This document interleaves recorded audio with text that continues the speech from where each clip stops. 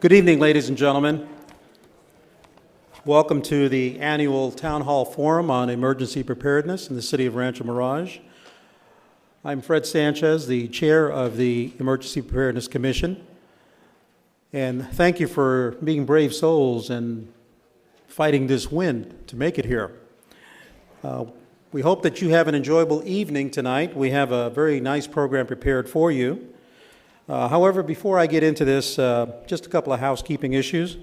If you have your cell phone, could you please put it on vibrate or turn it off so that as we have the presentation, it won't disturb anyone? Thank you.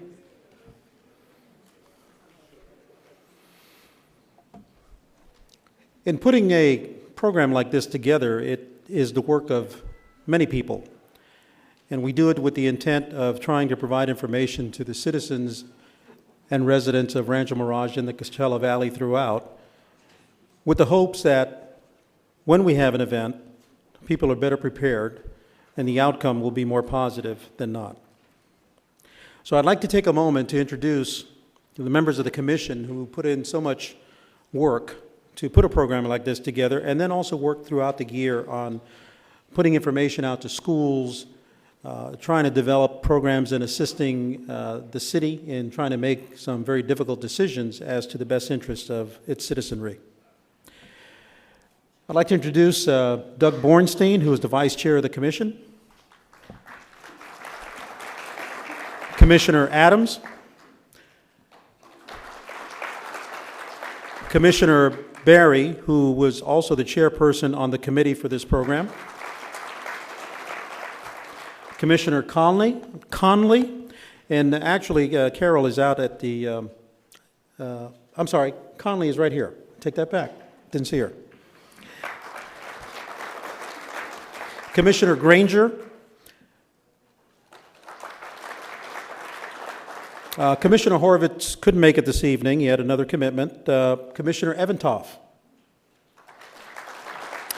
Commissioner Leggett.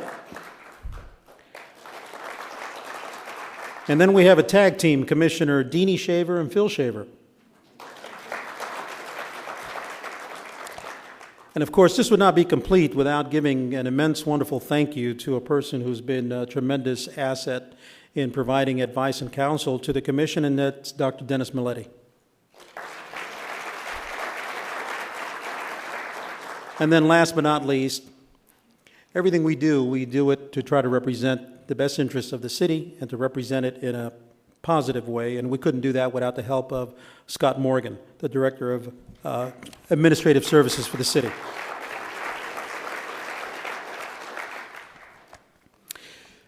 Now, when you came in, you noticed at the back we had some informational tables, so I'll just take a moment to talk about some things that are coming up. The first thing is, I'd like to make you aware that on March 10th, the semi-annual Emergency Preparedness Exposition will be taking place here at the library.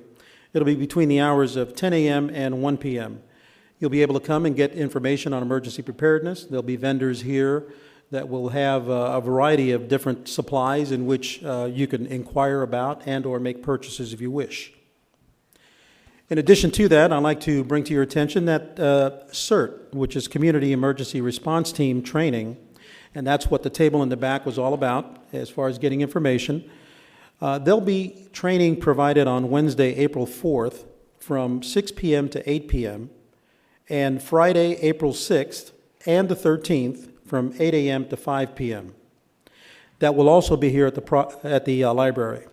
This program is designed to train individuals on how to deal with a multitude of different facets you would deal with in an emergency, from providing first aid to doing rescue and a multitude of other things. Now, the cost to attend this training is $87.50. However, if you take this training and complete it, and you're a resident of the city of Rancho Mirage, the city will reimburse that total cost to you. So not only can you come out better equipped, better trained, and be able to pass that on and be in a better position, but you're doing it at no cost to yourself. Now, if you want to, speaking of that program, this evening before you leave, if you want to pay, you can see the person at the table and you can pay tonight, or you can go to City Hall and pay that fee and register to attend the course. Now, this year, one of the projects that was worked on by the Commission was to develop a program here at the library available to all to be able to come and get information on earthquakes. What are they all about? Why do they occur? Information on where you can go to get assistance, what you need to do to put together supplies for yourself.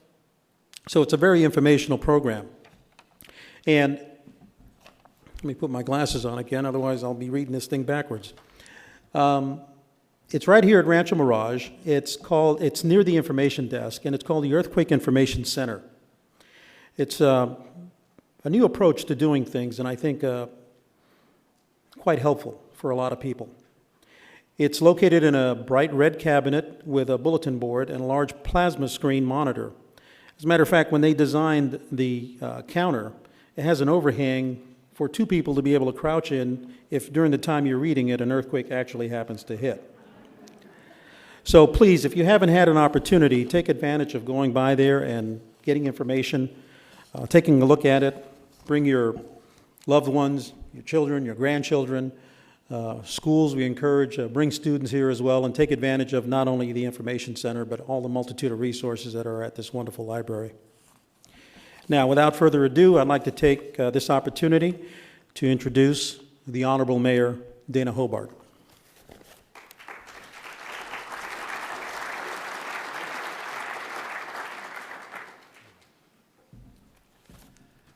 Well, welcome. You've been welcomed, and you're going to have a program that's going to be most fascinating to you. I would first like to introduce members of the Rancho Mirage City Council to you. I know they're here, but I'm not exactly sure where they are. Scott Hines is here. Scott. Gordon Moeller is here. Councilman Moeller. Iris Smotrich is here. Here's Iris. And then where is Richard Kite hiding? Whoa, way back there. Good going, Richard.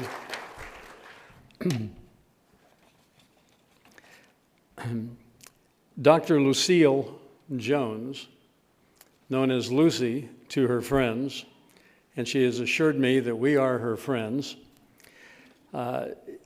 is a seismologist and a public voice for earthquake science and earthquake safety in California. She has been with the United States Geological Survey and a visiting research associate at the Seismological Laboratory of Caltech since 1983. She is also a commissioner of the California Seismic Safety Commission, which advises the governor and the legislature on seismic safety. She was appointed by Governor Gray Davis in 2002 and reappointed by Governor Arnold Schwarzenegger in 2005. She also serves on the California Earthquake Prediction Evaluation Council. And that prediction, I assume, we're going to get a prediction here with respect to when. I have a bet with a friend of mine that it's in 2932. And we've got $100 on it, and my hope is that I win that bet, and we'll find out down the road, way down the road. Dr. Lucy Jones has received several awards, including the Alquist Award. That's Senator Alquist, isn't it? State Senator of California. The Alquist Award from the California Earthquake Safety Foundation. The Shoemaker Award for Lifetime Achievements in Science Communication from the U.S. Geological Survey. And the 2007 Award of Merit from the Los Angeles County Emergency Preparedness Commission. I could tell you a lot more about Dr. Jones, but you don't want to hear about her, you want to hear from her. And I would certainly suggest that you pay strict attention to what she has to say, because it could save your life. Dr. Lucy Jones. Thank you. Well, thank you, and I'm happy to be here, and I'm glad you all want to come and hear this as well. I did, when I saw this title up here, my temptation was to just come up here and go, yes, and any questions? But I'll try and give you a bit more than that. The problem isn't if the earthquake is going to be happening. Can I get the pictures up here? It absolutely is just a matter of when. we don't do a really great job at telling you when on a time scale you're interested in. We do it extremely well on geologic time. I can tell you with absolute certainty that the San Andreas Fault that you look at every day as you head out towards I-10 will absolutely produce an earthquake within the next few hundred years. That probably wasn't the time frame on which you're asking the question. And the problem is whether it's going to be within that subset of time that encompasses the rest of our human lives. That's a much harder one to tell. And so we've got to learn how to live with earthquakes without knowing exactly when they're going to be here, but accepting them as the reality of life in the Coachella Valley. I'm actually coming to you from the U.S. Geological Survey. I don't work for Caltech and never have.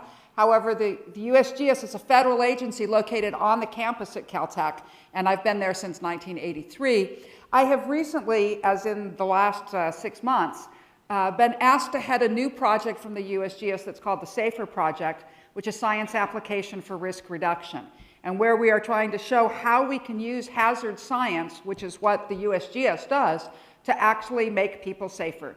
And we began it with a demonstration project here in Southern California. That's what led to the creation of the earthquake, the shakeout earthquake scenario, which some of you have heard about before. I'm going to talk some about tonight in addition. And that's all become so successful, they've asked us to take it nationwide and to all hazards.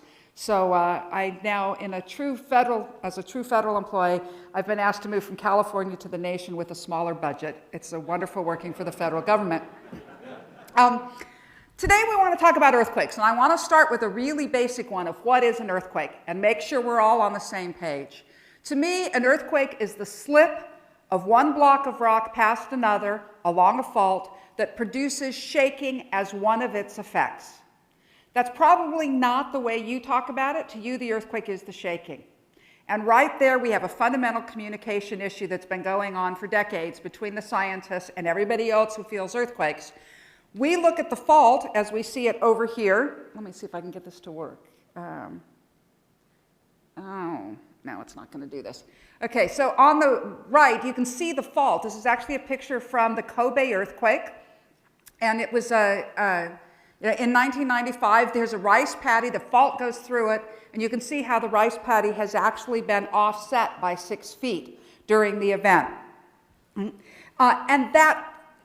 But that movement of the fault is not what you feel. What you feel is the shaking that's one of the artifacts of it, just like snapping your fingers.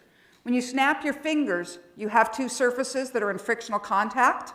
Because of the friction, they don't move easily. You push hard enough, they overcome the friction and release energy in the form of a sound wave that makes the air vibrate, and that those vibrations travel from my fingers out to your ears.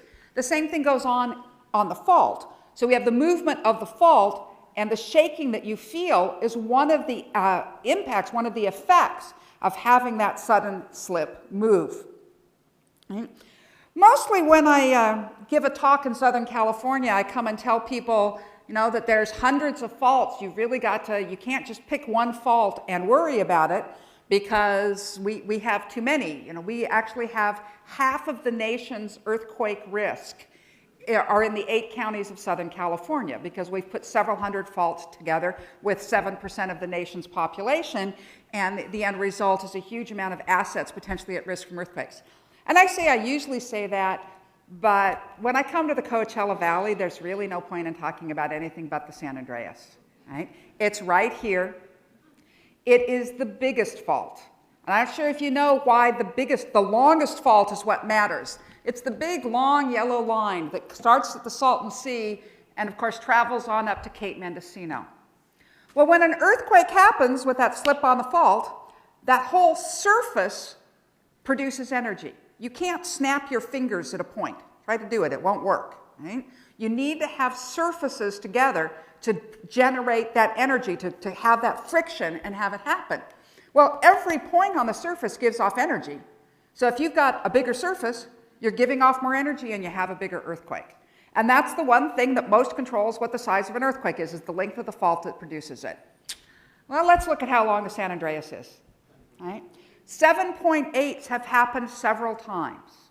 If we actually ruptured all the way from the Salton Sea up to Parkfield. I don't know how many of you have heard of the town of Parkfield.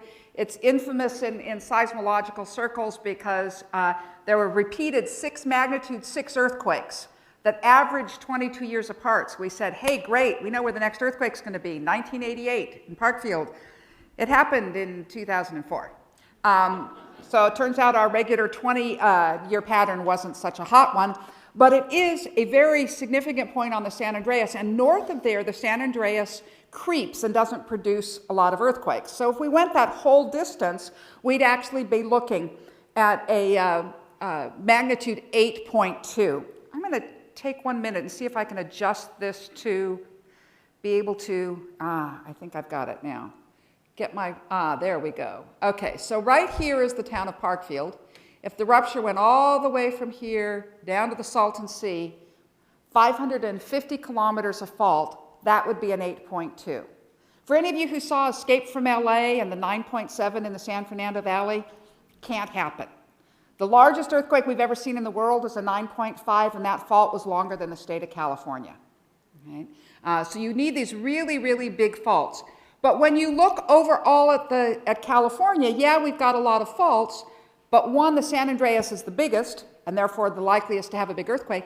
It's also the fastest moving. They don't, I mean, this is only spoken as a seismologist. The San Andreas moves at about the same rate your fingernails grow, right? It's about an inch and a half, 2 inches a year, right? Which may not seem like a whole lot, but imagine not cutting your fingernails for 200 years, right? You'd really get a lot of slip. Well, when we go in and look along the San Andreas, we see that because it moves so fast, it averages about 150 years between earthquakes on any one spot on the fault. So, you know, an earthquake's going to involve several spots. So the 1906 earthquake happened from Cape Mendocino down to near Santa Cruz. Right? Every spot in there moved in 1906. And if we go in and dig in there, we can see they've had previous earthquakes about every 150 years apart.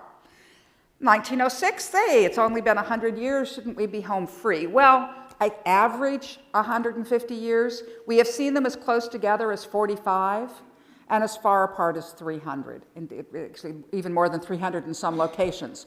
So that's just an average, but you know, because of this, you'll now see that you look in at the fault. The colors are showing you how likely it is that that spot will be part of producing an earthquake.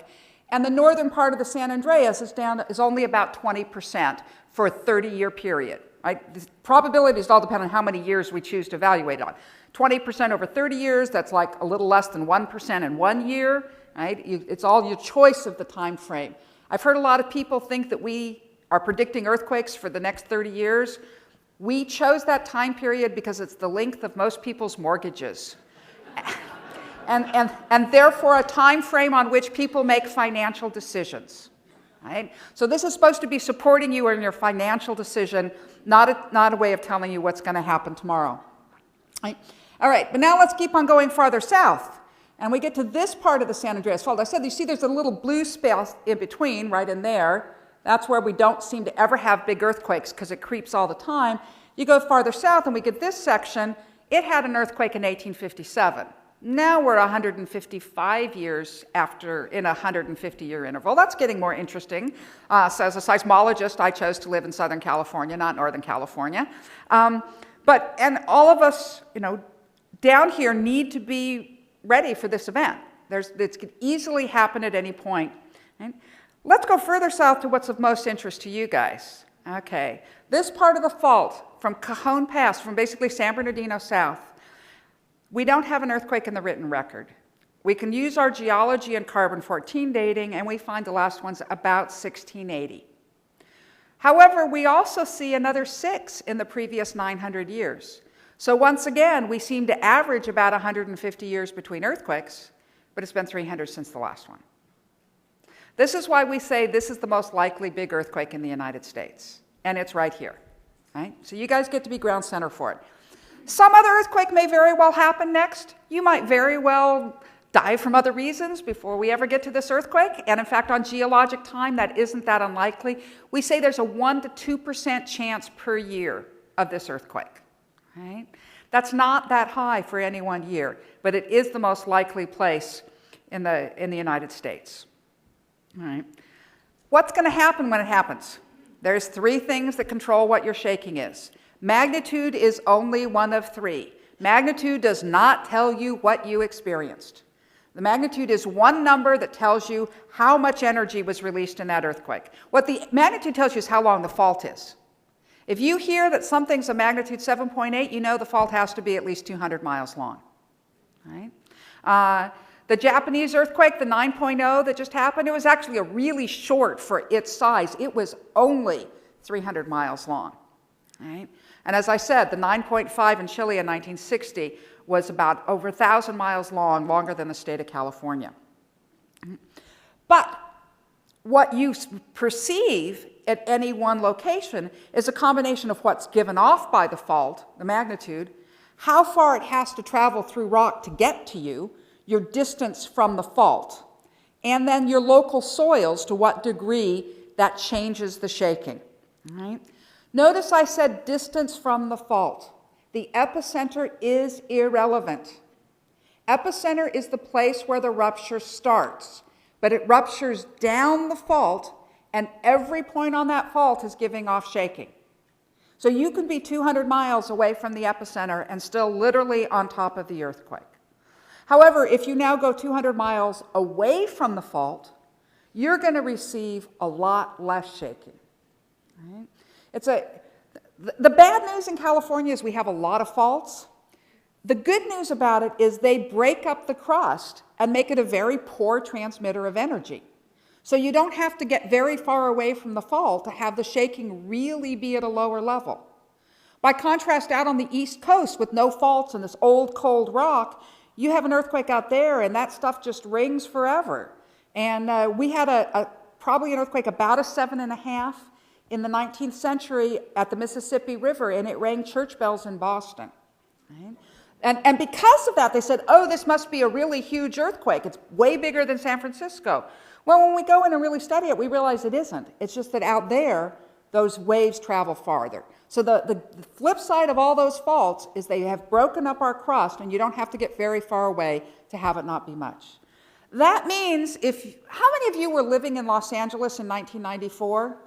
Yeah, I thought I had a certain amount of you. How many of you were not living right on top of the earthquake in Chatsworth or Northridge? We're living somewhere else in Los Angeles. You don't know what a big earthquake is.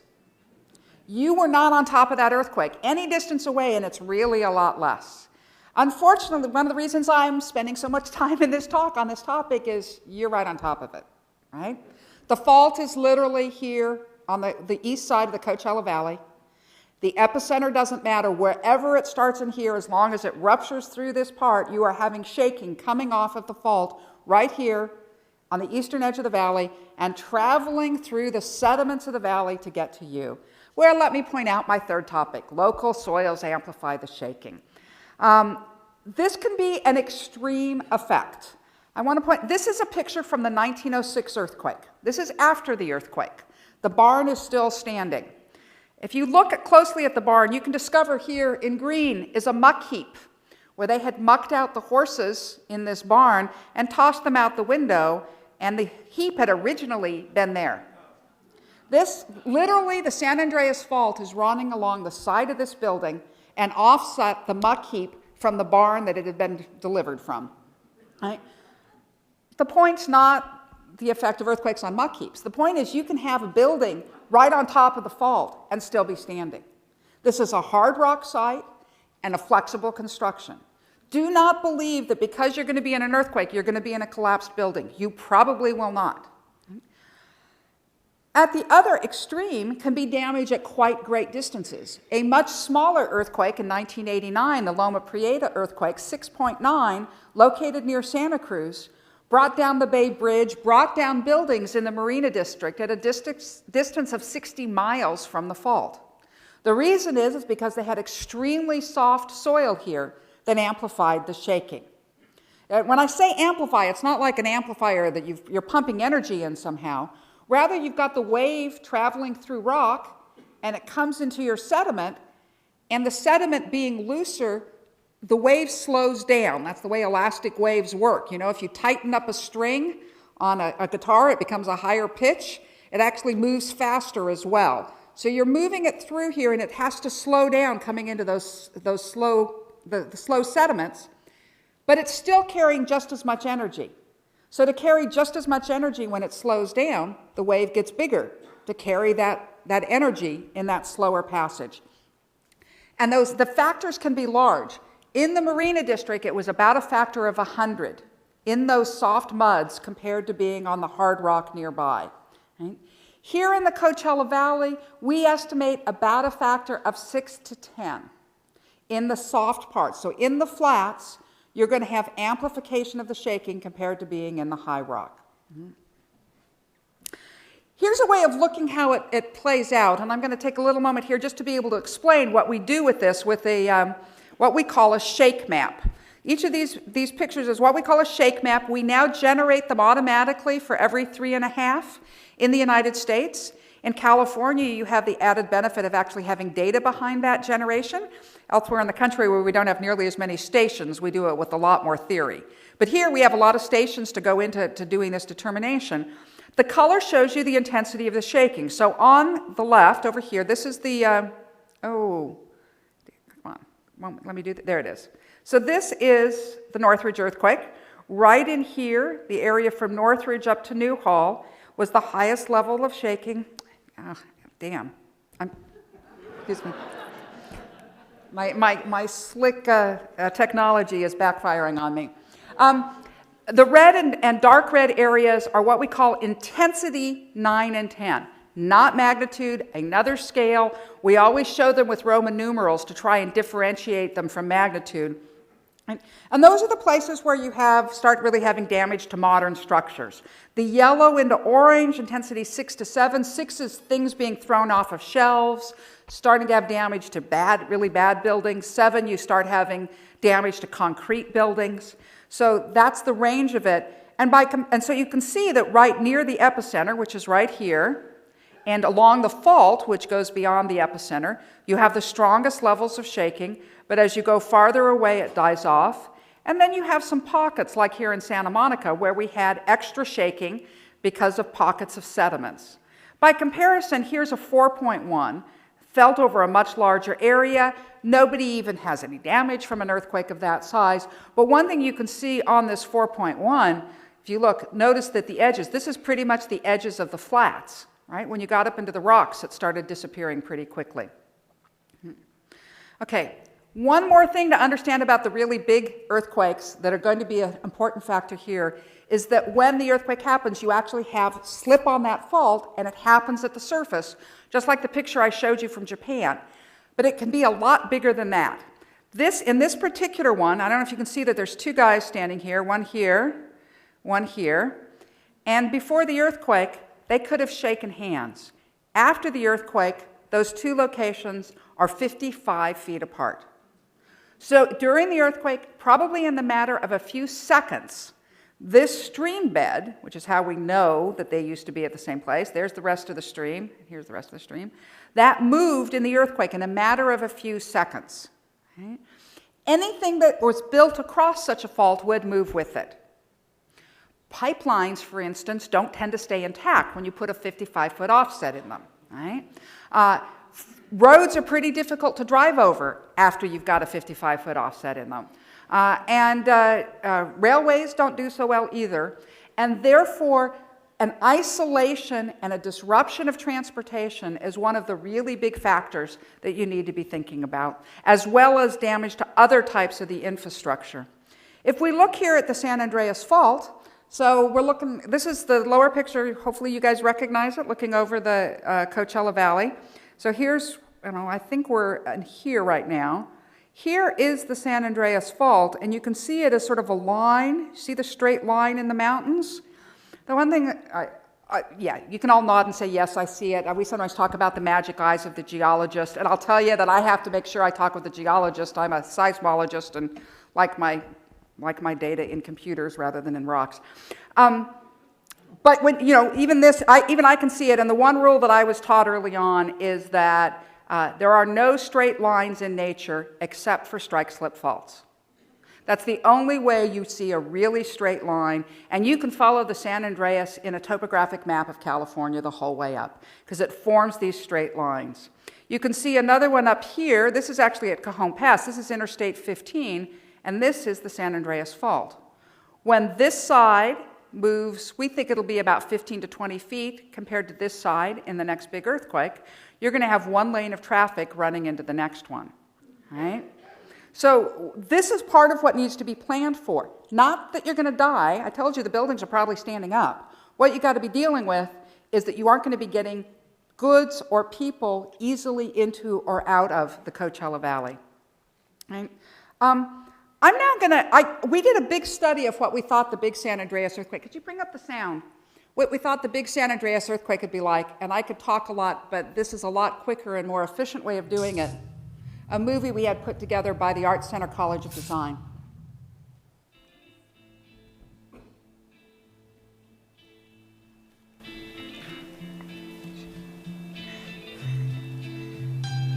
Thursday, November 13th, 2008.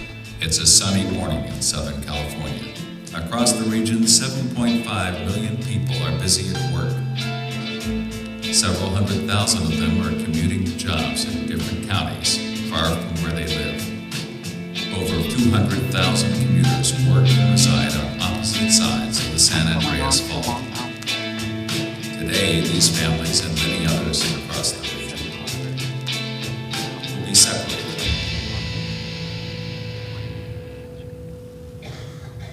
1,800 people will die. 53,000 people will be injured. And $213 billion in damage will occur. It's 10 a.m. The largest earthquake to hit Southern California in modern times has just begun. Some people react appropriately, others don't. In the intense shaking, nearly 1,500 buildings collapse. Infrastructure is severely compromised, and 300,000 buildings suffer significant damage. The rupture travels 200 miles northwest along the San Andreas Fault, violent shaking lasting as long as 2 minutes in some areas. Finally, the earthquake is over. Many of the lifelines of Southern California have been disrupted. A large number of people are trapped in collapsed buildings. Over 1,600 fires started, some turning into super conflagrations. Millions of people are trying to use their phones, causing the system to become overloaded. In the months ahead, there will be tens of thousands of aftershocks. Residents will struggle to recover from the earthquake. There will be no water for weeks or months, and no electricity. Traveling from point to point within the city will be extremely difficult, and 255,000 people will be displaced from their homes. We are all in this together. We will suffer the consequences if we don't do our part right now. How quickly life gets back to normal after this disaster is up to you and those around you. Your level of personal preparedness will determine your quality of life after the quake. It's a good idea to have a fire extinguisher, a first aid kit, and enough water for each person in your household to have at least 1 gallon of water a day for 3 days. Have an emergency plan. Decide now where you will meet your family after an earthquake. Make sure there's a person out of town you can contact to let your loved ones know that you're okay. Homeowners should be sure to bolt their house to its foundation. Consider whether earthquake insurance makes sense for you as part of your financial plan. Even if you are not a homeowner, you can secure your personal possessions against earthquake damage. Preparedness is not only for the home, but also for business. Be sure that your company has emergency plans for a major earthquake. Empower yourself and your family. Be prepared. For more information, visit www.usgs.gov/takeout. Okay. So, that was a pretty LA-centric view, I know. That's right. So I thought I'd bring one just for you. Here's where we look at the motions that are going on the left. You can see a map view. We are assuming that the fault starts at the southern end. It could start at the northern end. It just didn't make as interesting a model for LA. But on the right, we're now showing, you see an overview of Palm Springs. You can see Highway 111. And the waves are going to get here 27 seconds into the earthquake. And they're large. Right? And part of it is that you've actually got this slip going along on the fault. And if you're going to move 20 feet on the fault, the ground right at the side of it's got to be moving 19 feet and getting close to being that. The other thing I want to point out, so the earthquake, the strong shaking arrived in Palm Springs, or really in this area, about 27 seconds. So here we are now about 30 seconds later, and you can see that the valley's really still going, okay? The earthquake itself is the ground will be generating energy for 100 seconds, but at this point, it's coming out up near Palmdale, right? And not much of that energy is getting back down to here, but you're still getting the ongoing vibrations because of being in this trapped valley, right? And we can just tell by the depth of the sediments that you've got to be having this go on for quite a while. I'll tell you that we don't feel like we understand the Coachella Valley as well as we'd like to, and we actually recently ran an experiment. We were setting off little explosions to simulate the waves and be able to map out what's underneath, and we're now looking at taking the data that we got from that and using it to try and rerun these models and do a better job of understanding what the full ramifications are going to be. But, you're going to have really strong shaking. You're going to have it for a long time. Okay. There we go. So let's do a little summary of what's different than in the big one compared to what you're used to. You've got a longer fault. And there's another piece I haven't pointed out here. It's not just, it's a really long fault. You only care about what happens to you, but it means that instead of having just your community suffering from the event, you've got maybe 10 million people, and your mutual aid is going to have to come from Arizona. And they're going to have to get here across the San Andreas. So mutual aid is not going to be part of the immediate response to a really big earthquake because your nearest neighbors are going to be in at least as bad shape as you are. The duration is longer. Northridge literally lasted for 7 seconds. This earthquake is 100 seconds. Okay? That great Chilean one I told you about is 11 minutes. Now, you aren't 11 minutes of hell, right? Because if the energy is coming at you from 1,000 miles away, it can't do much to you. But as you saw here, we're probably looking at 30, 40, 50 seconds of pretty strong shaking. Another one that's a little more difficult, the wavelengths are longer. And it does mean that a single-family house in Chatsworth pretty much has gone through the worst that a single-family house can see. But a really big structure is going to be responsive to longer wavelengths, and we get more of those generated by that longer fault. So when you look at really big structures, high-rises and big bridges, we really haven't subjected them to significant big earthquake because we haven't had one in the United States in the last 50 years. And then, of course, the fault being at the surface, like you saw. Next point, there are going to be a lot of aftershocks. And psychologically being ready for this is probably one of the best things you can do to prepare. We did various simulations. These are just some random ones. We have numerical ways of giving you a plausible aftershock sequence. One of them included having a magnitude 6 up in Sacramento. You're thinking, that's the one we want. But help them convince them that this is really an issue, right? But, and then another one had 2 magnitude 7s in the Coachella Valley as aftershocks within the next few days. It will also go on for a really long time. Right? The first day is going to have more aftershocks than any other day. The second day will have about a half what the first one had. The third one will have a third that the first one had. The 30th day will have 1/30 of the first day. So the 29th day and the 30th day are going to be pretty similar. So you get this rapid drop-off and then the really long tail. And depending on where the aftershock is, you could do a lot more damage. So we look here in the Coachella Valley, you're already going to have gone through a lot. You've got it right here. You could now have a fault on this side, up in the mountains, getting stimulated by this big shaking and having an aftershock come over here. We're going to, in Los Angeles, we also could be having Northridge as an aftershock to this earthquake. We could be having aftershocks up to 100, 200 miles away, and we would still be calling them aftershocks. Anything that's within one length of the fault, we call an aftershock. Another point to be made is that fire following earthquake looks like one of our really biggest issues. It both triggers a lot of fires. People think of it as gas, and indeed you should, now that's why you strap down your water heater, to keep it from pulling out of the wall and opening up that gas line. But actually 60% of our fires have been electrically caused. Right? So the one good news, if we really wipe out the electrical system, it'll help prevent having as many fires because we won't have electricity going during the earthquake.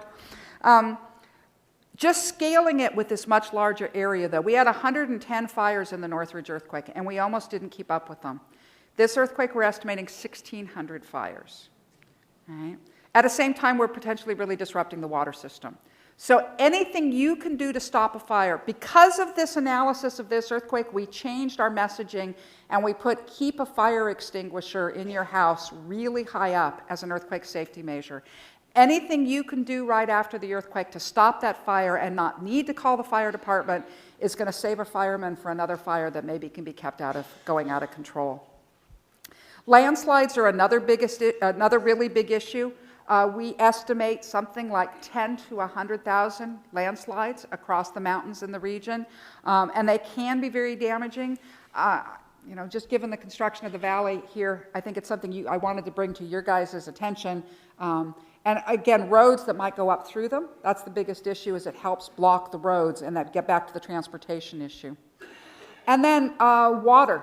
It's not so much having enough water. There's a lot of work been done to have water storage on this side of the San Andreas Fault. You're barely on this side, but you are. The distribution of water, the water conveyance systems, and the sewage systems are all some of our most vulnerable infrastructure. It's the first thing you put in when you build a town, right? And those 70% of the pipe in Southern California is something called AC pipe, or asbestos concrete. It's extremely brittle. It behaves very badly in earthquakes. They no longer install it. That doesn't make the old pipe disappear, right? And therefore, and definitely the Hocoachella Valley, the estimate is there will be so many breaks in the pipes, the only way to restore water service is to lay a new system. Right? So you got to count on not having water. And however much water you're storing, get some more. So all the lifelines disrupted. I talked to you about the fault crossing things over. The one other thing, we all now depend on cell phones for communication. Right? We know that they will be overloaded and they won't be working because the cell phones will just be overloaded. They don't work during rush hour, right? One thing to understand is that if the system basically is working, you can often text when you can't make a phone call. Because the text just needs a little tiny bit of bandwidth and can take it at any time whenever a hole opens up, shoot it on down. To get a phone call, you have to grab a section of bandwidth and hold on to it. And so mostly you won't be able to make a phone call. If the system's fundamentally functioning, you can make text. One thing is we have never had any regulations about seismic securing of cell towers. So it's up to the whim or business sense of the provider. And some of them have and some of them haven't. So we really don't know to what degree we're really going to have an operational system. Sheltering needs are going to be very significant. This is hard to deal with as an individual. Again, anything you can do to be able to shelter in place is going to help an already overloaded system if you don't want to be dealing with all of that.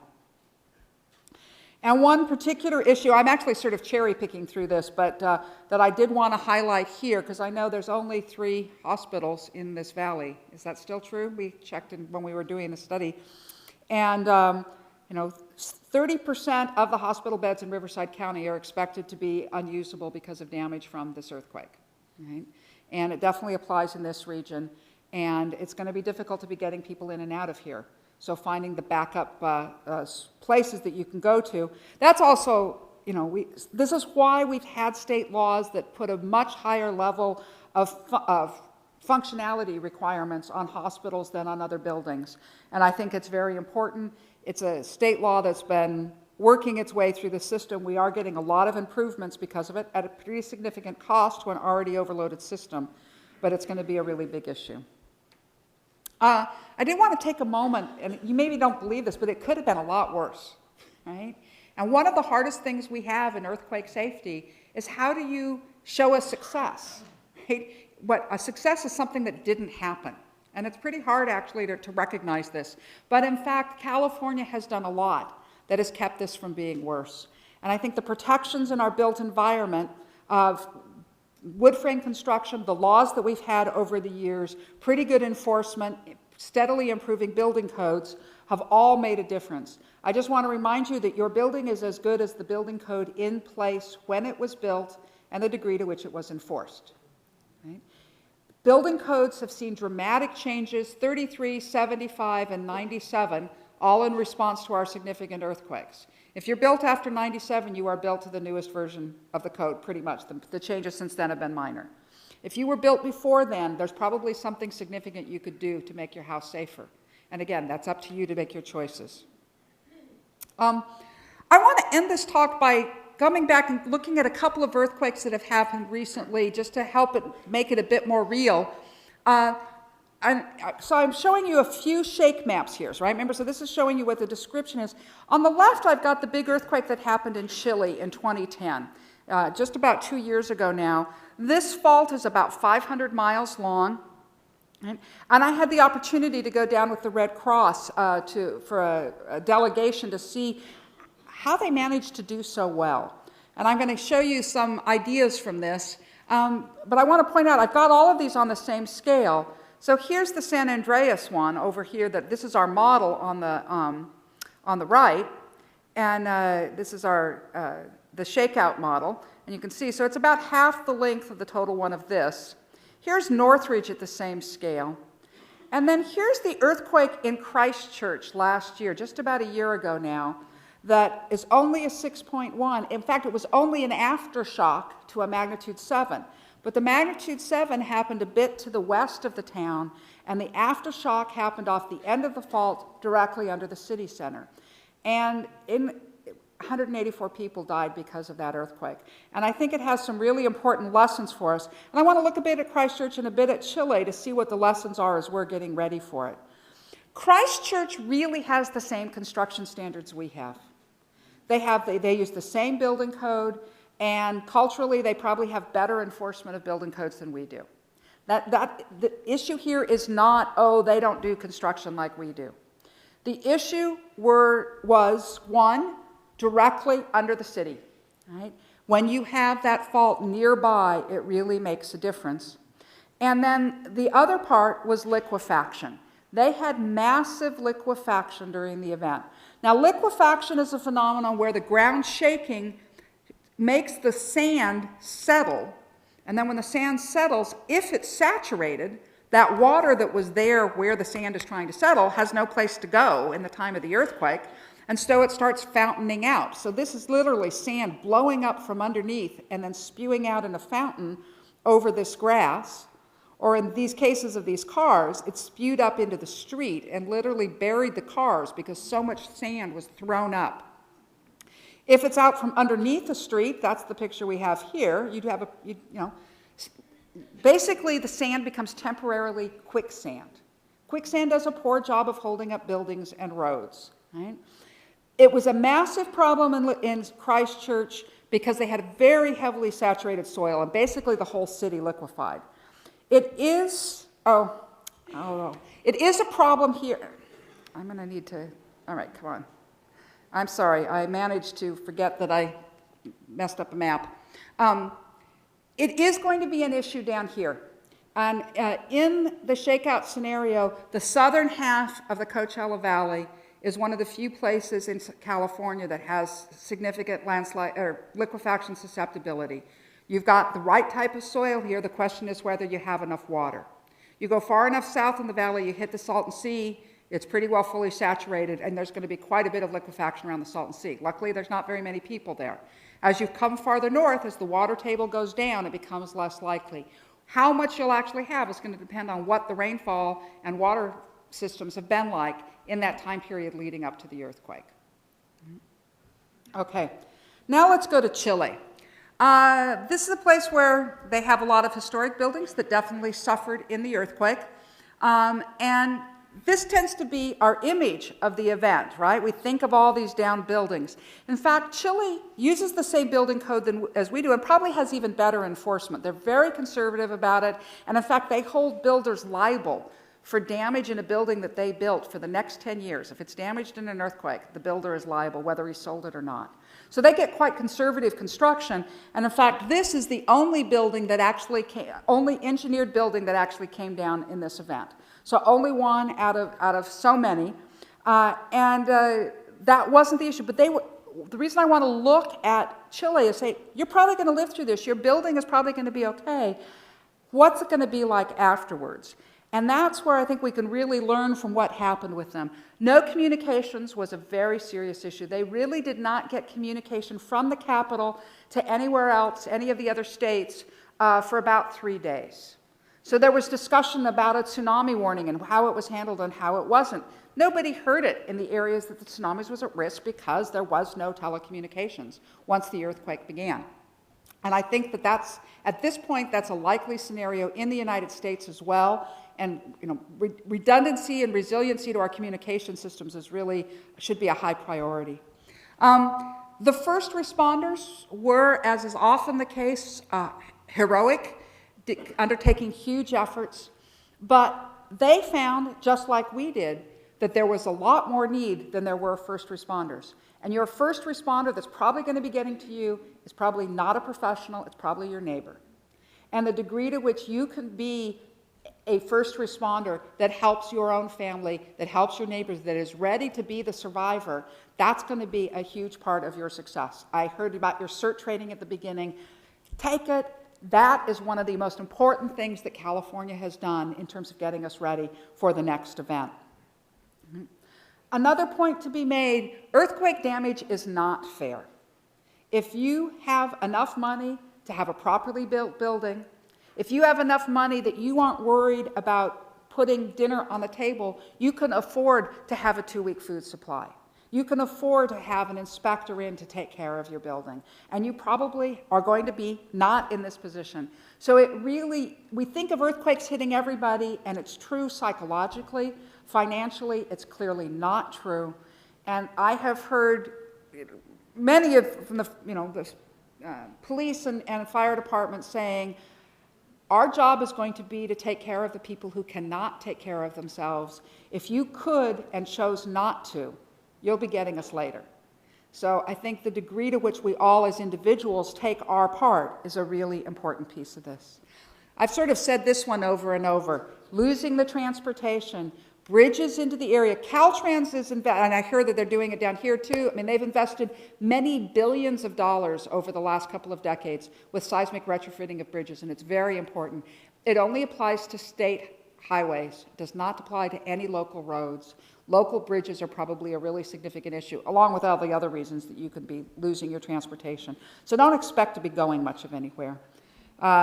Said this one before, expect fires. Lack of water in Chile was their biggest issue. We expect it to be our biggest issue. And they were putting out pools of water for people to come and scoop it up. It's going to be a really big problem for us. And another one that becomes really important is you can't even start your rebuilding process till you've gotten rid of the debris. And the amount of debris that we're likely to be creating in this event is really quite significant. And we need to take that step. You can't start rebuilding immediately. There's going to be a lot of work. And if you're ready, if you've figured out a place to put this stuff, this is, I guess, speaking to the city council, isn't it? Not to everybody else. If you've got a plan, you're going to be a lot more likely to be the one that gets in first and gets their debris out before the places fill up. And it's going to take a long time to rebuild the infrastructure as well. It just, when you've lost railways and freeways. And, for us, we have a pipeline right next to the freeway, right next to the railway at San Andreas Fault. The pipeline breaks, we have a fire. We aren't even starting any of that reconstruction till we've gotten the fire out and repaired that damage. And I'm going to end on this note, that the mental and moral support is probably the most important thing that you can provide. And this is where information makes a huge difference, but being there for each other, and again, that plan to be ready for it, to know that this is something that you're going to need to be providing to your neighbors, is going to be the way that you can have a community that's still livable after the event. Thank you.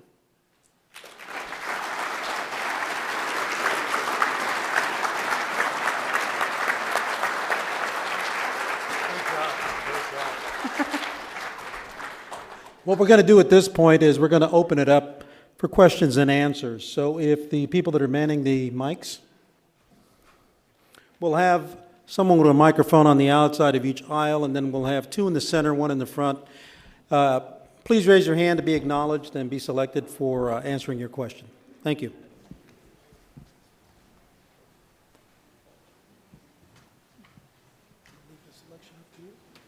Sure. Well, go ahead. Yeah. Varying views about where to go during an earthquake. Yes, triangle of life. Under the coffee table, outside, if you're in a car, where are we? Drop, cover, hold on. Actually, I have to admit, I skipped a couple of slides because I was realizing how late I was running. Let me end. Oh, let me get the picture back up. I want to end, yeah. Drop, cover, hold on is absolutely the best thing to do. And you probably are going to need to practice it, or you're not going to want to do it when it actually comes time, or you're going to freeze when it comes time. When you actually practice it, it makes a difference. And that's why we have the shakeout. This year it's going to be, it's always the third Thursday, so October 18th, third Thursday of October, October 18th at 10:18. And the reason we say drop, cover, hold on, there's been other discussions over the years, but we've really unified in the community around it. Number one, the most likely thing to happen to you is to have things thrown at you. And we've had numerous people killed by falling objects and even by the act of running. A woman was thrown against a balustrade and hit her head and was killed during the Northridge earthquake. You don't want to do any of that stuff. Being under a table protects you from all the flying debris. Now, very unlikely, but it could happen that your building's going to collapse. You're still better off under the table because one thing, try to get outside, you have to run by the outside of the building, which is the most dangerous place to be. And we have plenty of evidence that tables, in fact, have held up buildings. Okay, I think I probably should put these pictures in the talk too. There has been discussion of triangle of life. The man is a fraud, I think criminally so, and I'm even willing to say it. For one thing, if the famous email that goes around about triangle of life, he says, the first building I ever went into on a rescue was a school in Mexico City, and every child was crushed under his desk. The earthquake happened at 7 o'clock in the morning. There were no children in school when the earthquake hit. The whole premise of it is a complete lie. Right? Why he chooses to do this, you'll have to ask him. But we have no reason to think that that is a good thing to do if you're beside, which essentially says go beside the table instead of under it. Number one, it doesn't protect you from falling objects. Number two, I sure can't predict which way a building is going to collapse. I can't tell you whether it'll go on this side or the other side, which is required to make that actually work. So there's physically no reason to do it. It's based on fraud. Okay, if you're driving in a car and shaking stop, stay in the car and slow to a stop. Don't stop under a pass, on an overpass. But if you're getting out of the car can literally be thrown in the air. I've got pictures of upside down VW buses. Like threw them up, came down.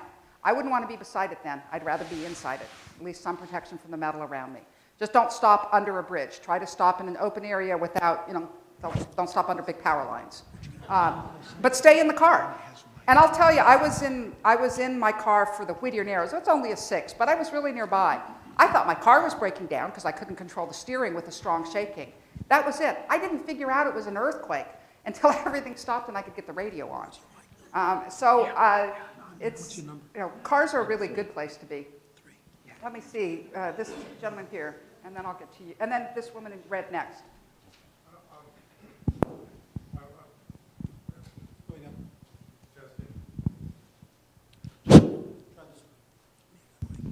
I was wondering if any of the slides that you've shown are available from the website or something because I have to do a presentation and they're great to show to people. And not as such, I'll admit I put them together over the last 3 days.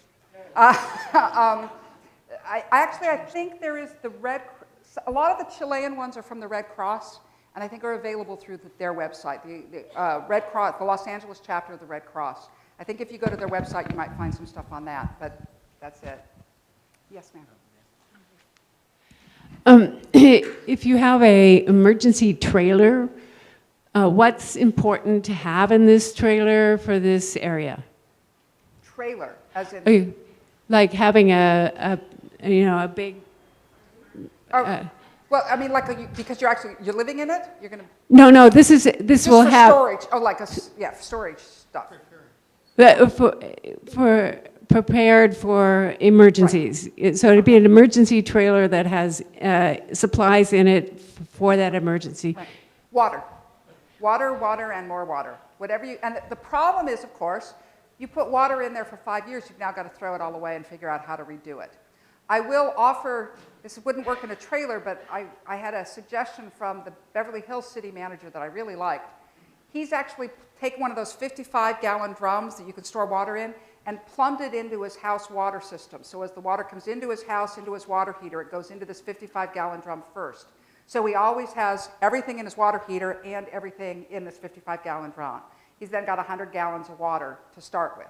That's really good. You probably need more than that, but that's something like that that lets you really store water and have it not go bad on you. I think one of the hardest things for all of us is to keep it up. So that's really, really important. I think fire extinguishers, first aid, and the other issue that you've got here, what if the earthquake's in July and we knock out the electrical system? Yeah. Shelter. Yeah. So how are you going to cope with that? Figure out, maybe that's not in the trailer, but figure out how you're going to cope with it. You should count that you don't have electricity and you don't have water supply. Food, most of us can afford to not eat for a while.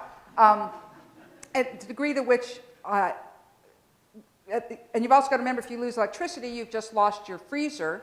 And if you store a lot of stuff in your freezer, you probably have a backup food supply that you better start eating once the electricity goes out. The other food that usually works pretty well is canned fruit, because that gives you sugar and liquid as well as some, makes you not hungry. Don't worry about good nutrition. If it's going on that long, you probably want to go somewhere else. Okay, back here, and then this gentleman. Yes. I have a question. It covers not only the, the valley here, but also further out. You talked about water. There are, I believe, three major sources of water coming into California. One being the California Aqueduct, which runs under Riverside with a 10-foot pipe, which would probably break in many, many places. The other is the Owens Valley Aqueduct, which is, close to 100 years old or better? Yeah, it's a 100-year-old tunnel that crosses the San Andreas where it's made of wood. Yeah, I don't think that's going to last. And I believe I'm fairly new in the valley, but there's another one that comes in here from the American River. Yes, there's a Colorado River project that my grandfather helped build. Okay. Yeah. So they all have to cross the San Andreas Fault to get here. So it's not about how old they are. They're crossing the San Andreas Fault, and if it's not engineered to handle that. Actually, the California Aqueduct comes through at Lake Hughes and is at the surface at the San Andreas, and they did quite a bit of engineering to try to handle it. The LA Aqueduct, the city of Los Angeles is undertaking an effort now to try and retrofit it across the bridge, expanding the tunnel, putting the water through a pipe, expanding the tunnel, and have the pipe be flexible and be able to handle the offset, which will be really cool if they pull it off. It's probably 10 years in the future. And because of this, the Metropolitan Water District stores a 6-month supply of water on this side of the San Andreas Fault. I don't think your big issue is going to be water supply, because none of you are going to be able to get it at your house because none of the pipes are going to be working. Therefore, you're going to have to go over to the reservoir to get it in the first place, and it greatly reduces your use. So it is an issue. It's something that all of the agencies are looking at, and part of this shakeout process has been engaging the agencies in discussions about what the issues are. And I'm really happy to say that we engaged all of the water districts, and all of them are looking at different ways to retrofit now because of the shakeout scenario. But again, the bigger issue is the water conveyance, which is going to reduce our water usage to such a great extent. Over here, yeah. Yes, thank you. This is more of a geology question than preparedness. Thank you. Okay, we're on the Pacific plate. On the other side of the fault is the North American plate. So I went on the USGS website and discovered that I was curious about why the San Andreas Fault starts down to the Salton Sea. I discovered the Cocoa Plate, a small plate south of here. Yes. Does that come up into the Salton Sea? Well, the Salton Sea is the very northern end of what's called a spreading center. So what's opening up the Gulf of California.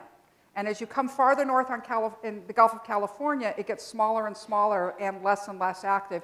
And finally, you come up into the Colorado River Delta, which is in Baja and up in, south of the Salton Sea. And that really is that's still really an ocean floor. It's just been filled up with so much sediment that it gotten up above sea level, sort of. By the time you get to the San Andreas, that means that the other plate has ended.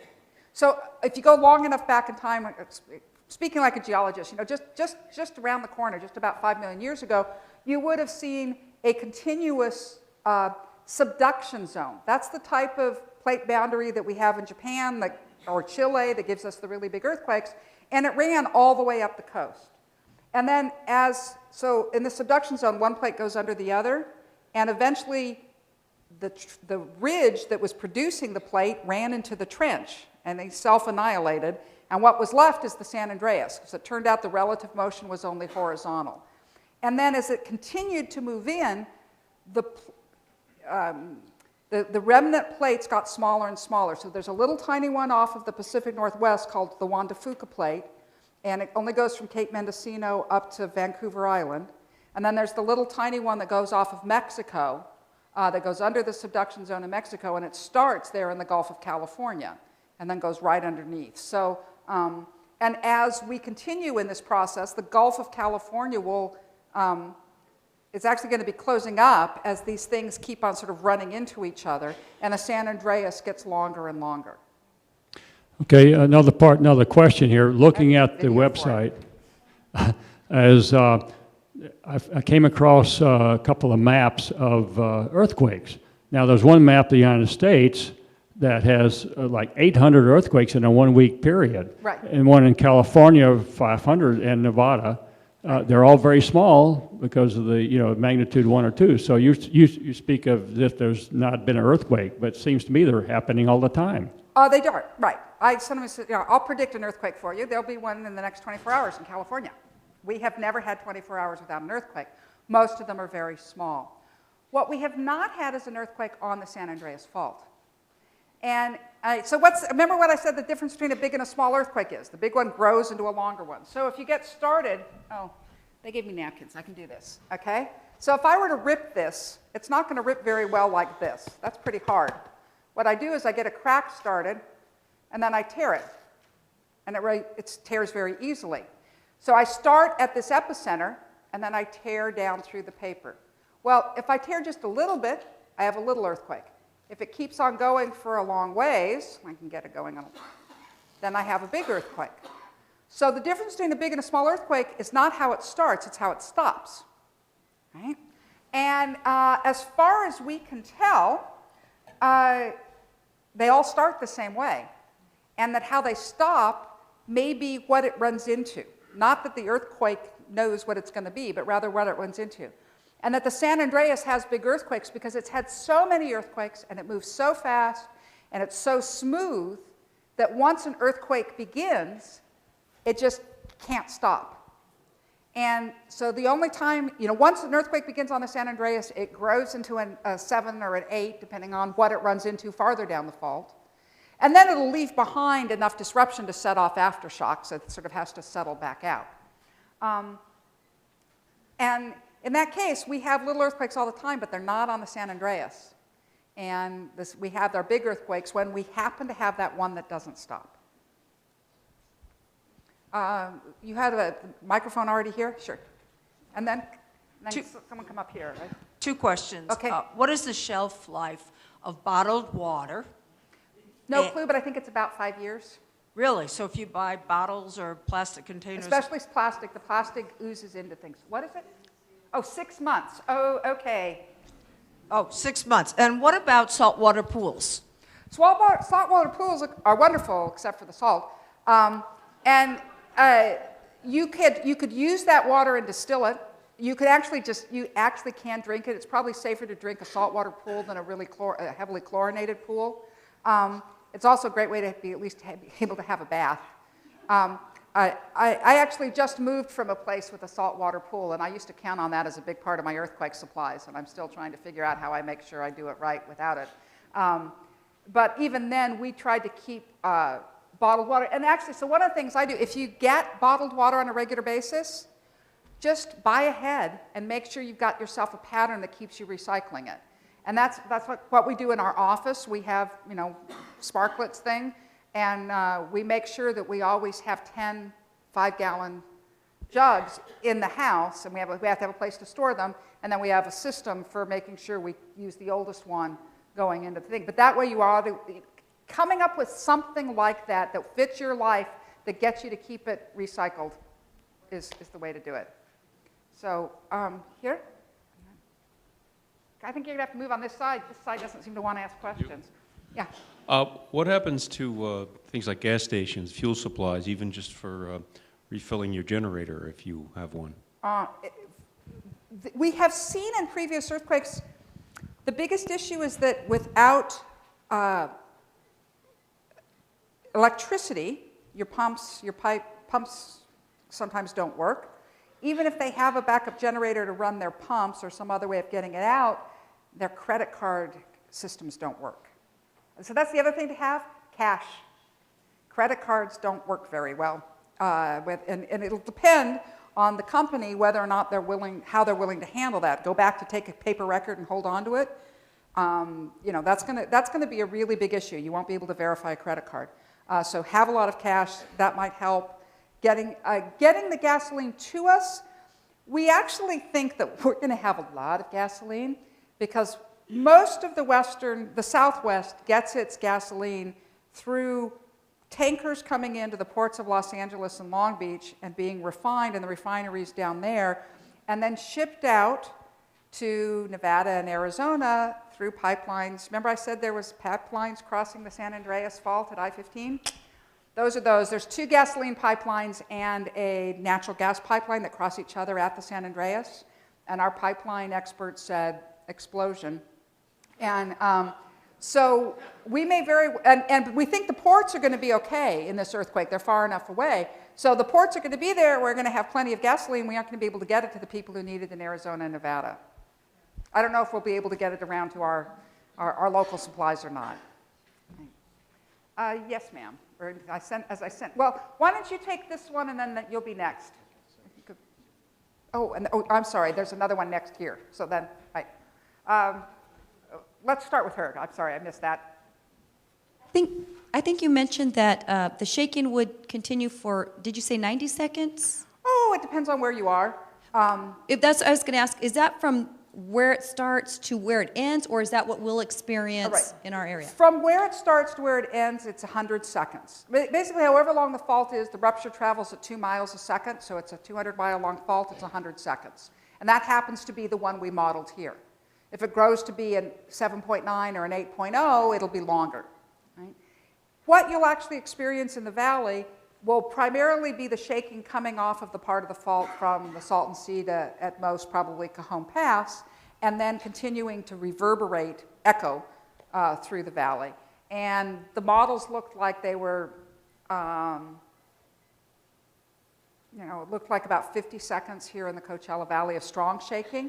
You probably will, by the time you aren't perceiving the shaking of the main shock, the aftershocks will have started. And this big one you're expecting to be magnitude 8? Well, the one we modeled is 7.8, partly because we didn't want to be overboard. It could grow up to about an 8.2. We don't think much larger than that. And it won't change what happens in the Coachella Valley. That's whether or not it stops at Palmdale or whether or not it keeps on going up to Paso Robles. And that'll have a big impact on Ventura County. It won't really have any impact on you. And then one more question. Where does the San Andreas Fault cross the 10 in our area? It's south of here. It's near Indio. But then when you go north, it also crosses the 10 again as through the San Gorgonio Valley. So the fault comes up on the northwest and then turns towards more easterly to get through the Banning Pass.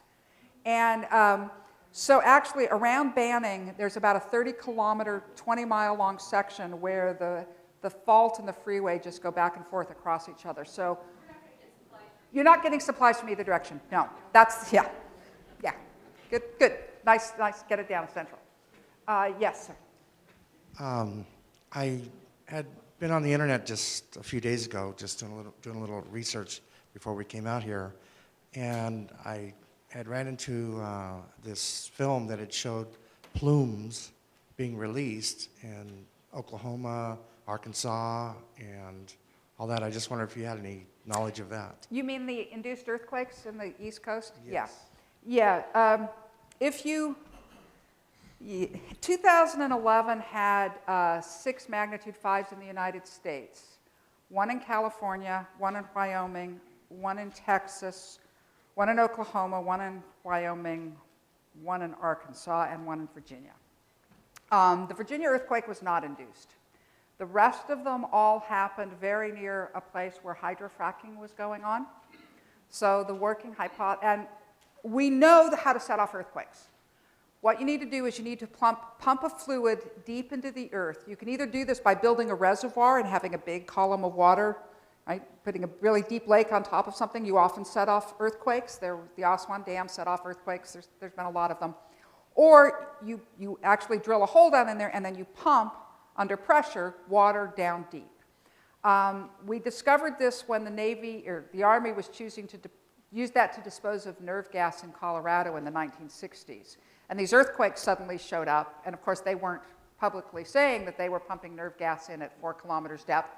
And it was this big mystery why these earthquakes were happening. It was finally figured out, it was connected.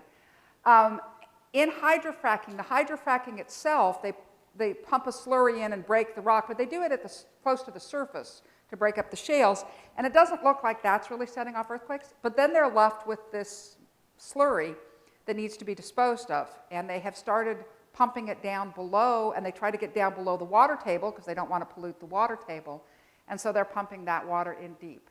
And in fact, the Ohio earthquake, the hydrofracking is actually taking place in Pennsylvania, and then they truck the slurry over to Ohio to dispose of it, and the earthquake happened where they were disposing of it, not where the hydrofracking is going on. So it was unusually that we got a chance for the experiment. It's clearly, we have seen couple orders of magnitude increase in seismic energy release in the East Coast because of this. And the president's budget is actually requesting some money for the USGS this year to study all of the environmental impacts of hydrofracking, both the water table issues and the earthquake issues. This one next, and then back to the woman back here. Earlier this evening, you said that you had been testing here and actually causing earthquakes. We set off explosions, not earthquakes. Exactly. As a matter of fact, somebody sent me an article from the paper in Palm Springs, and that's the same day that the big earthquake in Japan happened. Am I right? No. The explosions were going on through January into February. They might have extended into March. Well, no, but what I'm getting at is this was a definite article that was written and published here. I It was mailed to me. Just, That doesn't mean it's true. I funded the explosions, so I know that they were going out in February was the primary. I mean, I had students that were working on the project, so I know it wasn't in March. They might have had one last round in March. And, the energy released is equivalent to magnitude 1s. And we don't see any correlation between magnitude 5s and earthquakes around the world. So it would be, and besides, it's just not true. I mean, I know that the explosions were happening in February. Interesting. You ought to go back. But we don't see any correlation with increased earthquake activity near the sites where we do this. If you want to set off earthquakes, pump in water, not explosions. No. That's why we use it, because it's not. Yeah. Hi, I have a couple of questions. I am one of those ones that love, to watch the USGS, and I've just noticed that since the Chilean earthquake, there seems to be more it's like standardized jiggling that's going up, north of South America, around Central America, and kind of up the west coast. And then, the Mexico earthquake happened, and they all seem to be about, 4s and 5s, just happening on a more regular basis. And I was just wondering, are they related? Is it moving northward? We haven't seen a statistically significant change in the seismicity rate. We do actually look for that. And that's actually what my research has been, as how, what can you correlate, where can you predict it? And we see an increase in activity right at the epicenter, and then it dies off, with the fault, and then it dies off as 1 over the distance, or actually 1 over the distance squared.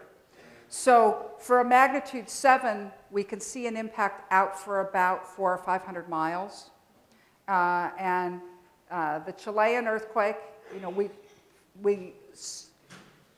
we actually didn't see, we looked for it and didn't see a worldwide change in the seismicity, but we would have only expected it in the next week. Right?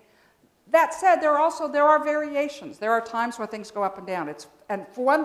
So there's 2 pieces. One, a large part of it's random, and human beings are really good at finding patterns in random distributions. We have constellations, right? And so we often can see it. And so that's why we develop statistics, to keep us from making idiots of ourselves. Because one looks and one sees a pattern, and you try and find it. You've got to go and do the tests to see whether or not it's likely to continue. And people have been, because we've had sort of a busy time globally recently, and we've actually been looking to see whether or not we can say there's been a statistically significant change, and we haven't been able to find it. Thank you. And I just have one more quick question. When the fault here fractures, how much time will we have to get under a table? Because sometimes they say, there's like 2 or 3 seconds. All right. There is, very little, but, all right. When the earthquake happens, it produces 2 waves. Right? The P wave travels faster. The S wave is slower but does more damage. So to the degree to which you have time is the difference between those 2 waves at your site, that you can feel the first one in some way, and then the time between, if you get to the second one. The time between them goes as 5 miles per second for the time between them. So if the earthquake begins 20 miles away from you, you will have 4 seconds. Right? If it starts at the Salton Sea, so the question is, where is it going to start? If it starts at the Salton Sea, you might have 5 to 10 seconds. And you got to act quick. Believe it, right? There's that processing bit. Is this really an earthquake? Is it big enough? If it starts right here, you aren't going to have any time, really, or if it starts in Wrightwood, you could have a lot of time. You might have 30 seconds, 60 seconds. We modeled it in the Salton Sea because it gave us bigger ground motions in LA. And we don't know which one it's going to be. It could start anywhere. We haven't been able to figure out what makes an earthquake start in one place over another. 80% of the time, it moves only in one direction from where it starts. So that's the reason we chose to do it at the end of the fault. So there's, I think the Salton Sea is more likely than other places. If I had to pick one, that's what I picked. I did have to pick one, and I picked that. That doesn't mean the Earth is going to believe me, right? And I will say that when I first started studying earthquakes and came home for the first time to my parents' house from grad school, and my sister had made them a lovely pottery lamp that they suspended above the head of the guest bed for reading in LA. And I refused to sleep in the bed till we got it moved down. All right, down here, and then the gentleman in the back that's been waiting for a really long time. Yes, Dr. Jones, you have said that water is going to be one of our top priority needs. Yeah. So these questions are about water storage. Is there information about best places to store water in one's home? And secondly, there are a lot of HOAs represented here, and there's discussion about where we should store water for our residents in addition to what is stored in their homes. So water storage. Okay, I can't think of any professional advice on location for water storage. John, do you have any ideas? Yeah. Okay, what I would say is whatever's most convenient and gets you to do the most of it would be my by overwhelmingly top priority than exactly which location. Your house is probably going to be fine. I'd say for the HOAs and the condos, the degree to which you could build a tank as your water comes into your compound, you have some storage tank underground, a series of those 55-gallon drums, something like that, that allowed you to store more. That's a bit of an investment up front, but if you could just pump through that so you had an extra 500, 1,000 gallons for your residents, that could make a big difference. This poor guy's been waiting for a really long time. With the white hair. With lots of, the guy with lots of white hair. I think she should. A little more discriminatory. And the blue shirt. Okay. Oh, God. Oh. I'm sorry, I couldn't see very well. That's not a problem. I grew up in the Bay Area, not far from a couple of faults, and you grow up there knowing where the bedrock is and where to buy a house and where to go and all that sort of stuff. But you also grow up with a myth that a good little shake every now and then is good because it puts off the really big one. I was going to ask you to comment on that a little bit, especially vis-a-vis the San Andreas down here. Okay, this is, no, basic line. One thing is that the relative number of large to small earthquakes is one of the most constant things in seismology. For every 7, we see 10 6s, we see 100 5s, we see 1,000 4s, we see 10,000 3s. So if you have 10,000 3s, you got to have a 7. It doesn't release a thing. It just means that you're active. The same thing is that to release the energy of 1 magnitude 7, you would need 30,000 magnitude 3s, right? Those little ones don't change the equation whatsoever. And then it does appear that perhaps we're having a lot of arguments right now as to whether or not those different size earthquakes happen in exactly the same location. You take a volume, you're always going to get that relationship. But maybe only the big ones are on the San Andreas and the other ones are around it. We aren't sure. Okay, here's another one who's been trying desperately. All right, good. I have a question about the Richter scale, and I've always been a little confused. How much stronger is, for example, a 6.3 versus a 6.2? Oh, God, I can't do those type of logarithms in my head. Oh. A 7.3 to a 6.3 is a factor of 32 in the energy. 32. Let me see. 0.2 units is 30% more energy. I'm doing base 10 logarithms in my head. Okay. Actually, I'm memorizing them. Yeah. Okay, so, I'll pass it on to one more question. Okay, well, and it's not really particularly, that also is saying how much energy. It's not, the energy is released over a larger area in a longer time, so it's not how much more intense the shaking is. The shaking goes up by unit of 10 for that 1 unit of magnitude, and the energy goes up by a factor of 32 because as you go to the bigger earthquakes, you've got a bigger area and a bigger time. Dr. Jones, I was living in Santa Monica and Malibu in the 80s and 90s, and the one thing I remember about the earthquakes, well, the second thing I remember about the earthquakes is you with your son at 2 o'clock in the morning with his hair all messed up. I hope he's okay. He's 21 and graduating Yeah, from college so I this that. year. Let's remember how old we are. Okay, yeah? Okay, and the second, the City Council in Rancho Mirage is going to be considering whether or not to support the Earthquake Insurance Affordability Act, and I was wondering if you could comment on that. That's been introduced in Congress.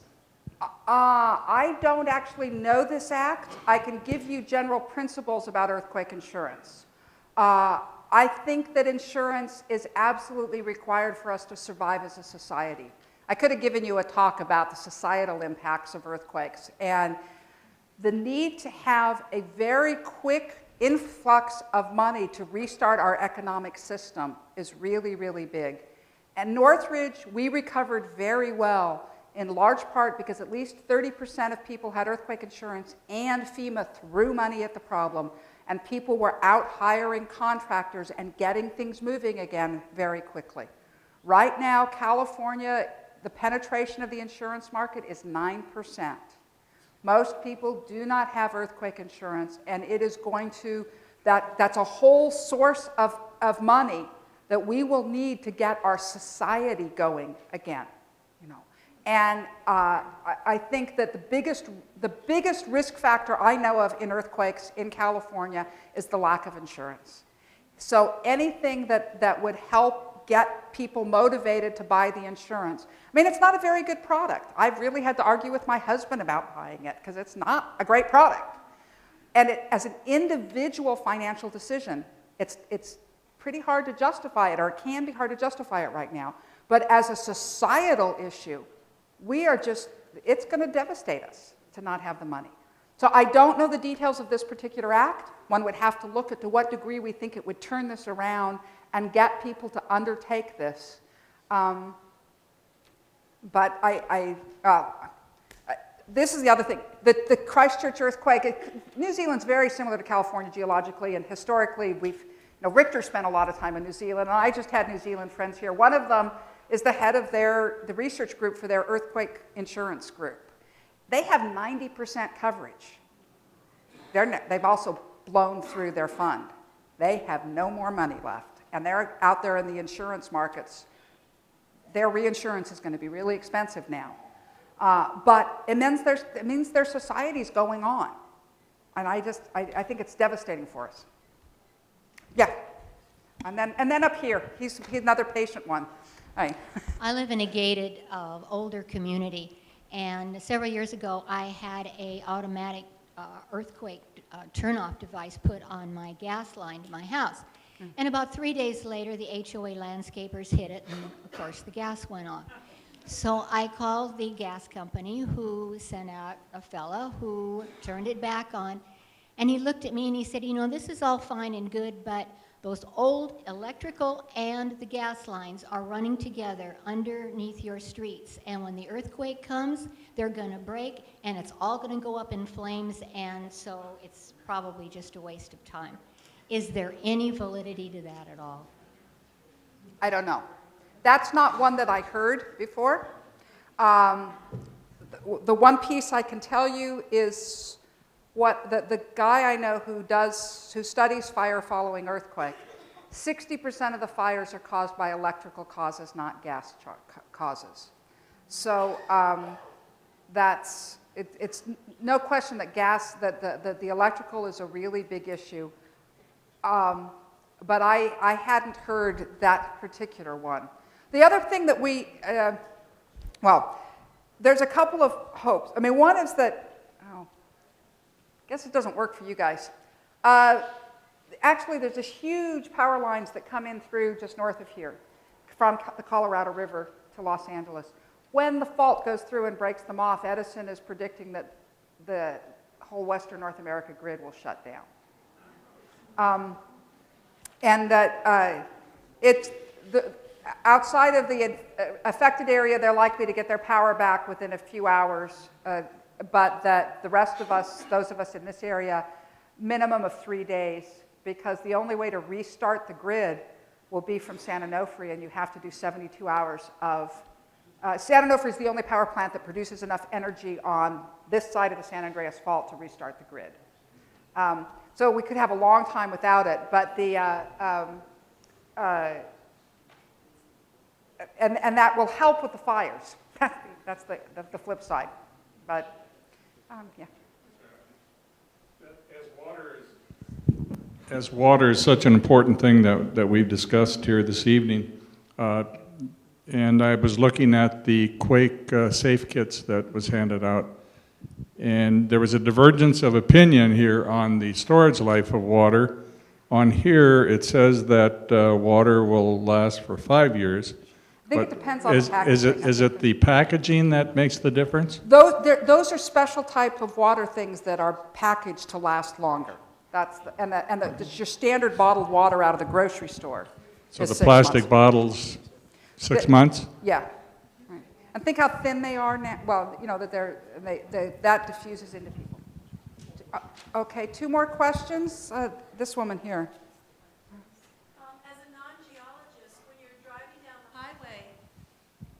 As a non-geologist, when you're driving down the highway, how do you know where the fault is? I've heard that the plates have shifted, allowing water to come up and trees to grow along the fault. Is that true?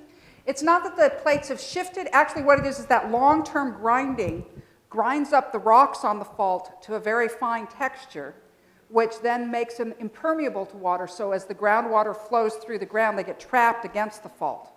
So faults do trap, they trap any fluid going through the crust. It's why Los Angeles is on top of the Newport Inglewood Fault, because it trapped oil. It's why almost every historic city in the Mideast is on top of a fault, because those are the oases. And yes, here in the desert, you can definitely see the fault by Thousand Palms oases and the various other ones. It's easier to see from the air if you go up the Mount San Jacinto tram. You can see the line of palm trees pretty clearly, and that's really the best way to see it, or hire a geologist. We used to talk about the magic eyes of the geologist. They can see things that none of the rest of us can pull out. I want to have someone who hasn't had a chance for the last one. Just have a comment on identifying the fault here in the valley. The Living Desert has an excellent display on the San Andreas Fault, a nice overlook. You look across the valley and see all those little oases. Yes, over I there. took my kids there. It's fantastic. It's a really great thing. Okay, so one last question, since that wasn't a question. It's not a question, but I do have to say that I took the CERTS deal here in Rancho Mirage, and it was excellent. It's a 2.5-day deal. It's outstanding, and so many questions that were asked. For instance, you're supposed to turn your gas off. I have a gadget that, right, and everybody should know where their gas comes into their property, and you merely go outside with that wrench and turn it off. Right. And you're apt to not have any fire. Anyway, right. But the certs, I can't speak highly enough for, and of course Rancho Mirage, if you happen to be a member of the community, will reimburse you for the $89 that it costs, and it's an outstanding program. And I think that's a wonderful note to end on, because remember what I said, your first responder is probably going to be you. Ladies and gentlemen, before you leave, if you could just hang on for a second, I'd like to take a moment to call up Councilmember Gordon Moeller for a presentation to Dr. Jones.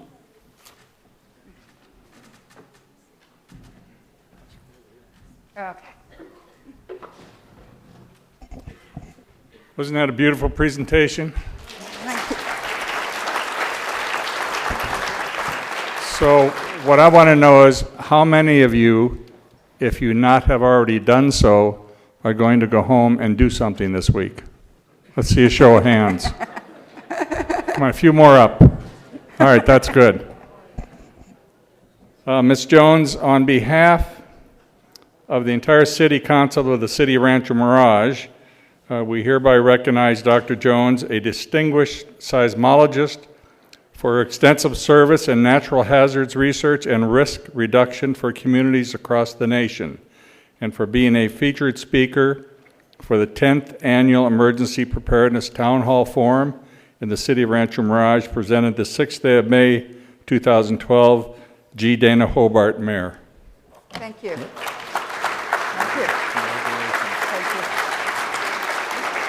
Thank you. Just a quick reminder that on March 10th will be the Emergency Preparedness Expo. It'll be from 10 to 1 o'clock right here at the library. It's your opportunity to come and get a little bit more information, buy some supplies if you'd like to.